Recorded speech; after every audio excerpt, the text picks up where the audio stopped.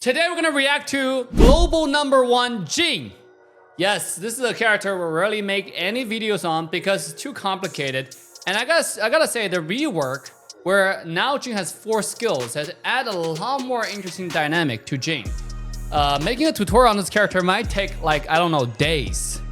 And I also don't know how many people want to see this tutorial. So with that being said, I think it's a good idea to take a look at Jing, global #1 from the Chinese server, which is, aka global #1, to see how this Jing play, and then, macro, micro. There's some combos you basically understand. For Jing, if you use skill 1, skill 2, if the shadow and your self both hit the same target, it creates basically refresh the skill so you can do it again, right? That's why the standard, I would say the kill combo is 1-2-1, like 1-2-1 auto attack, 1-2 auto attack, 1-2. Which is really, really powerful. Starting off, let's take a look at this global #1 Jing, right? Because there are a lot of map coverage from this entire team, he was able to notice that enemy team did start the red buff, right? Because they do have a Lianpo who are defending the red. So Jing now, leveling the skill 1, is able to steal this buff real quick. And it's gonna go back to his own blue, or it's gonna go to red. So he's gonna start the boar. Okay. So now the entire blue side team shall defend the blue, right? You can see Liu Bang actually went to blue buff to make sure there's no counter invasions, no mirror jungling coming out from the enemy jungle, which is quite interesting.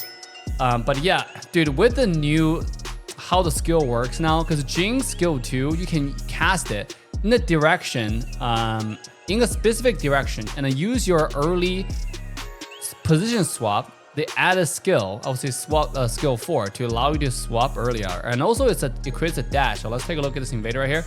Able to get this blue, get this red one more time. By the way, the enemy jungler is called a Chang'e. It's a mage. That's really fun. I used to love this character, but it's not available in global server just yet. And he's still dashing around that little circle, big circle he created. There's just so much. This player is so macro and micro gifted, right? He still hasn't done his blue yet. He's waiting. Right after he invaded the red, now finally he's coming to his own blue, which is quite interesting, right? Like just taking forever to do this. And now after this blue, I think his enemy blue will come up. So let me see if he's invades. Decided to take this wolf. And then, by the way, there is a reason why he moves away from the mirror, because the further away you are from the mirror, the more damage you do. It's just quite crazy, right? Like how familiar or acquainted this character is with Jing. So let's take a look at this invader right here. Dash in, skill 1. Now he has 2 passive stacks. Not like it matters actually for a proficient Jing player. The stacks for him is pointless because this stack refreshes when you're in your ultimate. Especially every time you proc your passive, you proc your mirror and then the human damage, it refreshes the stack so you can dash again. So that's why now, like Jing more than ever, you can do more than like, I don't know how many dashes you can do. Literally infinite amount of dashes. Let's take a look. He's not dashing that much in this particular engagement. Let's take a look, right? He decided to, let's see, 1-2. Actually it's 1-3 right off the bat to create a mirror. 1 ultimate. He rarely uses the added extra dash, by the way. I think that's only used in early game when he tried to, or setup combos. But in the middle of the team fight, he just mostly used ultimate to refresh it. And we need to cancel the ultimate to just get out of the circle. So let's take a look at this red buff, take it, use mirror to kill it, and then now gonna kill this boar.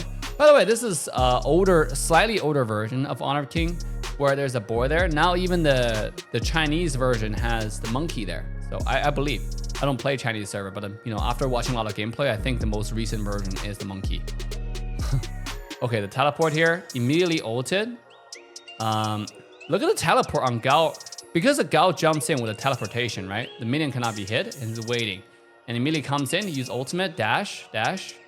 He has 1 more dash, he's not gonna use it anymore. He's looking for an opportunity. If Gao comes in, he might actually swap position with his shadow and then 1-2, because you will see this guy does a lot of surprise engages with Jing to move his mirror closer to the enemy and then quickly swap position, leveraging the added skill, right? I think the developer intended to make Jing easier to play with the added skill, but it actually added more flavor and complexity, and not necessarily make it easier, in my opinion, because now it's more complicated than ever by looking at the skill, right? He's gonna swap, yeah, he is. And the reason for that swap is it's gonna quickly come to the blue buff and try to steal. Luckily for Chang'e this time, he's able to get it. Let's see. Okay. He goes in. And by the way, I want to talk about this mechanics, right? He creates a mirror right here. This is called surprise engagement mechanic. See that? He created a mirror towards the right side. And then he moved down, immediately used the position swap, the added skill. He swapped position. And this way his body is now next to the enemy and the surprise enemy, right? Liu Bang all on top of it. Quickly 1, 2. And do another skill 2. 1, 2, 3. Actually that's 1, 2 auto attack 3, right? To create this entire formation. 3 kills right off the bat. I think he's gonna clear the mid lane, or he's too low, so might take a more passive position. Let me show you this, right? He get the boar and he use the swap. He wastes a swap literally because it's pointless. For him, for a proficient Jing player, it's just so much easier for you to engage. Look at this, by the way. So dash in, waiting for mirror, and then swap position, use ultimate to dash towards enemy, create a perfect circle, and then do the infinite dash. The infinite dash for Jing now is, I think it made it so much easier for proficient Jing player. Because right now, it's so much easier for you to create an infinite dash. On top of the fact you already have 4 stack to begin with. Right? And there's more room for you to make a mistake. Not to mention every time you refresh, you do get like the stack refresh. That was much easier for you to never miss. Let's see, 1. He's gonna switch position. Oh, yeah, he's looking. By the way, the top Jing player, I noticed frequently does this, right? He move a mirror to the other side and then instantly swap position with the mirror to surprise enemy like this, right? And now, let's see if Chang'e can survive. Chang'e is one of the tankiest mages in the entire game. It seems like Liu Bang gets it, right? Because Chang'e is one of the characters you can spend your mana to do damage first. Let's see. Okay, Bai Qi. All right, he's waiting right now. That's actually so crazy. Look at this. He creates a mirror vertically, and he's actually looking for the Bai Li Shouyue. He's waiting, right? And if he used the ultimate to see where enemies are, and the Bai Li Shouyue, if Shouyue stays there, he's gonna swap position instantly and use skill 1 to finish off the kill. So just very proficient. I mean, I guess right when you play Jing, you gotta be not confused yourself. And I'm frequently confused when I watch Jing player. Like how? Because I like the older Jing, to be honest, when it didn't have like all 4 stacks of your position swap. I was actually playing, I had like 100 something games when Honor of King first came out on Jing alone, because I thought this character was so unique. But now the current Jing is so flashy. I mean, I wish I'm like 20 years old again, so I can spam this character. Look at how he does his Overlord, right? We're gonna go back to how he start Overlord. So ultimate, start off, and then 3, so basically 3, 1, 3 all attack, 3, 2, 3 all attack. Every time he dash closer to the target, it's like a rhythm. You know, like every time the shadow and his body collapse, he either does auto attack or skill 2 to make sure that both skills touches the target. This way, refresh, add 1 more stack of dash on it. In fact, like look, he started off with no stack, and now after the Overlord, he now has 4 stack of position swap. That's how proficient this is, right? And then use the swap again with a shadow to come to the mid lane. Like it makes it so hard to know where Jing is. Check this out, right? One more time. You just don't know exactly where this guy is. It seems like it's so confusing, right? Again, creates a shadow. Shadow scouts vision. After he scouts enough vision, gonna use position swap. Discover that Shouyue landed a landmine over there. Let's see. Okay, skill 1, 2. All right, let's see. Okay, create a shadow. Now he's looking position to shadow. Shadow instantly swap to the Shouyue position, and then immediately ults and start doing the infinite dashes. Dude, this takes so much practice. Like, I mean, we're covering some complicated character recently. You know, some complicated characters. I think they're just extremely fun to use. So you just have to get like really used to it. But I think they take a lot of proficiency. Really does. Right? Like ultimate, swap position with your mirror to confuse enemy, and then immediately like once your mirror get close to your enemy, when you know your range, skill 1, 2 to swap. Right? Now it's gonna just farm. Swap 1 more time. Let's see what he decided to do here. By the way, I want to show you this engage 1 more time. It's just so beautiful, right? Let's take a look. He's taken the tier 2 tower. He created a shadow, and he saw Shouyue immediately swap position.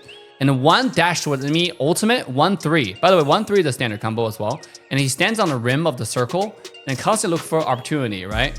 skill 1 ult, and then the position swap, and looking for skill 2 one more time. Looking for shadow. The shadow is looking to see if he can find Shouyue. Oh, who's dead? Looking for another target where he can go in. So just very, very proficient. Let's see how he engages on top side. Okay, skill 1, swap position, instantly ults, and then start doing infinite dashes. And he's patient on his dashes too. It's not just like random infinite dashes, right? He's patient on the dash in the sense where, he waited for Lianpo to finish the ultimate. And then he dashed back in and start doing the swap one more time, right? And I like this tower mechanic, right? Like this is more poking towers, goes in, right? Swap twice, wait for Lianpo to finish ult, and then start doing the dash one more time. And now he has shadow. He waits until shadow gets to the tower, hits it once. So this way it procs the, give him the opportunity to swap position with the ultimate again. Because that's how the ult works. Dude, that is, that is so confusing. Look at this, right? You get in tower. Yeah, that's so confusing. This, he has 2 stacks right here. He creates a shadow skill 2, quickly dash in towards enemy. Because the ultimate swap, and then skill 1, and then swap back, swap out with the your swap position button, right? Let's take a look at this engage right here. He has 3 stacks right now. Goes from the top side, right?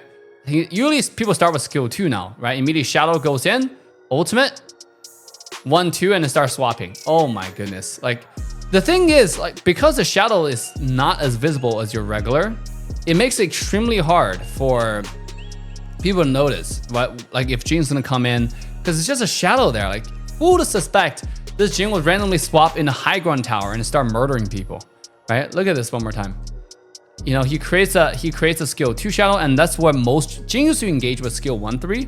Now he does skill 2 position swap, right? And after position swap, he does the 1, 3 to create a circle and then start doing the old Jing combo, right? By the way, if you know how to play Jing originally, this is gonna give you so much more mechanic to play with.